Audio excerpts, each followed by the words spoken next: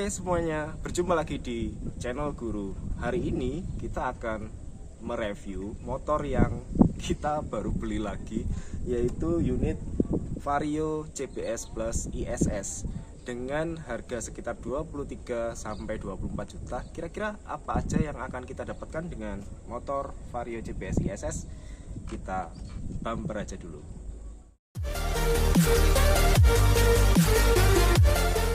Dan di samping kita sudah ada motor Vario 125cc varian Advance Matte White.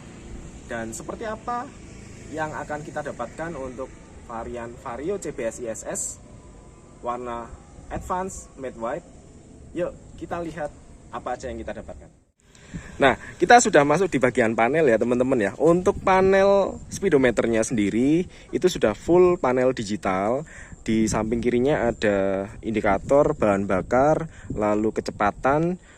Lalu di bagian pojok kanan sini ada penunjuk waktu ya. Ini bisa disetting, bisa di setel. Lalu di sini ada total dari jarak tempuh yang udah dicapai di motor ini. Dan di bagian bawahnya kalau untuk varian motor Beat dan sebagainya itu ada Eco, tapi di bagian di Vario CBS ISS itu sudah diganti dengan indikator mirip seperti bar. Jadi nanti kalau teman-teman udah punya motor Vario ini digeber-geber, maka pencapaian kilometer per liternya akan terlihat 1 liter akan dapat berapa kilo. Itu akan semakin boros. Tetapi untuk pemakaian yang wajar dan standar maka akan mencapai nilai yang lebih baik untuk konsumsi bahan bakarnya. Seperti itu teman-teman. Nah ini seperti ini tampilan untuk lebih dekatnya. Lalu di bagian atas ada indikator untuk lampu sen ya teman-teman ya. Lalu ada lampu jauh, ada temperatur mesin, ada idling stop system. Lalu ada di bagian sini sebetulnya ada untuk indikator baterai. Dan di sini ada indikator untuk remote dari kunci Varionya sendiri. Oke, ini bagian panelnya. Kita lihat di bagian sebelah kanan ada tombol idling stop dan idling off. Ya, ini sama seperti varian untuk Honda Beat CBS ISS gitu, sama aja. Dia juga punya idling stop. Lalu ini ada electric starter nih teman-teman. Di bagian kiri ada tombol untuk mengatur lampu jauh dan lampu dekat, ada klakson. Nah, lumayan klaksonnya bagus. Lalu di sini ada tombol untuk mengatur lampu sen seperti biasa. Dan karena ini varian CBS Plus ISS combi brake system ya, berarti dia di sini pakai kombinasi rem belakang yang kalau ditekan seperti ini maka rem depannya akan berfungsi ya. Jadi dua rem berfungsi secara bersamaan kalau kita tekan rem yang paling belakang. Kita lihat di bagian yang sini. Jadi ini adalah varian matte white ya, menggunakan bahan matte dan di sini bahannya glossy, ada tulisan Honda seperti biasa.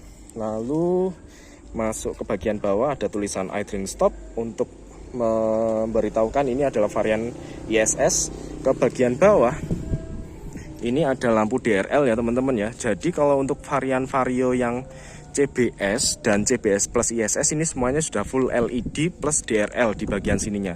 Nah ini LED teman-teman. Dan di sini juga sama aja. Untuk lampu sennya ini juga sudah menggunakan LED ya teman-teman ya. LED, ini DRL, ini DRL, ini LED juga. Lalu kita masuk ke bagian bawah, bagian spakbor ada tulisan combi brake. Ini menunjukkan bahwa ini adalah varian CBS seperti itu. Ini lalu bagian sini untuk suspensinya menggunakan suspensi teleskopik sama seperti kebanyakan motor. Dia di bagian rem depannya sudah cakram menggunakan kaliper merek Tokicho. Kalau kemarin kita sudah sempat mereview Beat ya, itu kalipernya adalah Nifin gitu.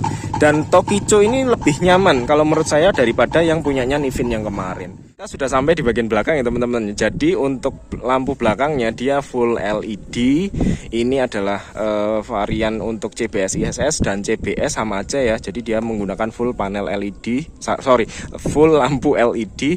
Untuk lampu sennya juga sudah menggunakan LED ya. Jadi ini perawatannya lebih mudah dan lebih awet untuk penggunaan lampu LED. Di bagian bawah sini juga ada lampu untuk menerangi bagian plat nomor Dan ini juga sudah menggunakan LED ya. Jadi bukan lampu kuning seperti miliknya Beat CBS yang kemarin kita review. Jadi ini full LED juga. Wah, ini kemajuan yang cukup bagus. Dan di spatbor yang belakang ini juga menggunakan plastik bahan kasar ya teman-teman. Jadi ini lebih bagus dan lebih baik lagi. Dan kita coba lihat bagian samping ya. Tadi bagian sampingnya belum. Oh, saya lupa. Di bagian roda ini dia menggunakan single suspension. Dan juga untuk pendinginnya sudah menggunakan pendingin cairan dan ESP tentunya. Kalau yang Beat yang kemarin kita review itu masih menggunakan pendingin udara seperti itu teman-teman. Oh ya, remnya masih tromol untuk bagian di belakangnya. Kita lihat di bagian knalpot ya. Oke, di bagian knalpot ini tampilannya lebih sporty, dia pakai muffler juga di bagian sini. Ini lebih bagus, lebih keren dibanding generasi pendahulunya. Lalu ini sudah ada untuk penahan kaki seperti itu. Tapi yang menarik di Vario ini nggak punya kickstarter nih. Jadi kalau teman-teman baterainya atau akinya lagi sowa atau akinya lagi nggak bagus baterainya, dia nggak punya kickstarter, itu yang agak merepotkan. Tapi nggak apa-apa, paling tidak di bagian panel speedometer tadi ada penunjuk voltase dari aki itu sendiri. Oke, kita lihat bagian dalamnya sekarang. Nah, di bagian dalam itu kapasitas dari bagasinya sekitar 18 liter ya teman-teman ya. Ini lebih besar daripada Beat pasti. Dan kapasitas tangki bahan bakarnya mencapai 5,5 liter dengan kompresi 11:1. Itu artinya teman-teman kalau menggunakan Vario disarankan menggunakan varian Pertamax, karena varian untuk kompresi 11:1 dia disarankan pakai Pertamax. Tapi kalau bisa jangan pakai Pertalite karena ya itu tadi 11:1. Kalau Beat yang kemarin 10:1 itu boleh menggunakan Pertalite, disarankan menggunakan Pertamax. Kalau ini pakai aja Pertamax, udah itu aja karena ini 11:1. Oke, kurang lebih seperti itu. Kalau yang lain-lain saya rasa udah nggak ada.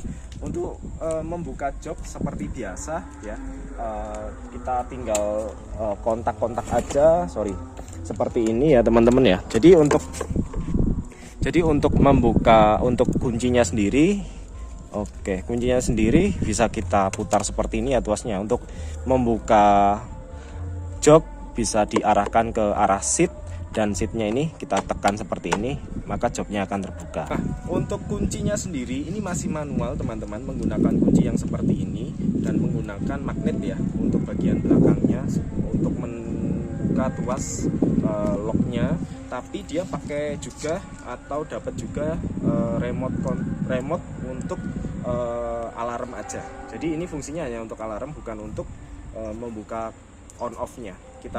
Kalau kita klik seperti ini, nah itu berarti dia posisinya dia ngunci. Tapi kalau kita unset ya, jadi tadi set itu alarm kunci, kalau unset itu membuka kuncinya. Nah ya semacam itu, hanya ini fungsinya hanya untuk alarm aja.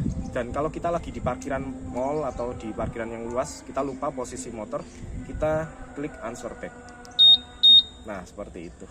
Jadi ini cuma kunci manual, tapi dia juga dapat remote untuk alarmnya. Itu aja. Mungkin itu aja, karena ini juga udah dapat 1 minggu sebetulnya untuk motor ini, dan nyaman dibandingkan Beat yang udah kita review kemarin. Itu aja sih kurang lebihnya.